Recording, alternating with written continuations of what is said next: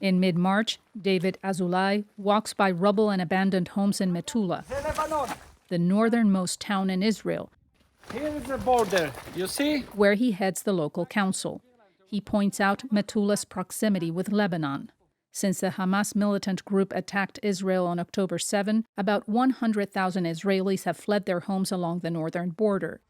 Thousands more are still being evacuated from communities like this one, creating ghost towns. Although Metula stands deserted, it remains a target of rocket fire from Lebanon's Hezbollah militia. Azulai estimates it receives an average of 50 shells every week. He says 2 Cornet missiles hit this house. Azulai guides a group of journalists through the devastation in his town. He says that he stayed behind to protect his and his neighbors' homes, and that now they are trying to seal the houses and roofs. After a missile hit the upper floor of this house, it went up in flames, leaving it uninhabitable for the family that owns it.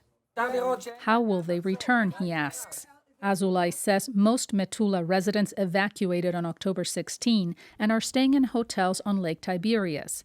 Sarit Zahavi is an Israeli military reserve officer and the founder of an Israeli border security research center.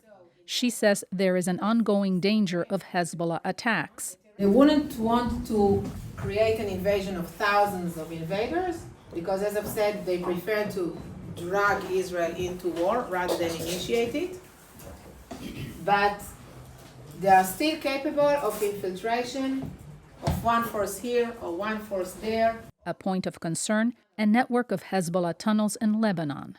Tactical tunnels definitely exist that can enable them to move from one building to another, like you saw in Gaza. And strategic tunnels, like this one, that enable Hezbollah to transfer launchers and manpower from one area to another. With no end to the conflict in sight, the Israeli military patrols the area. It is uncertain when Israelis will be able to safely return and rebuild their homes in the country's abandoned northern towns.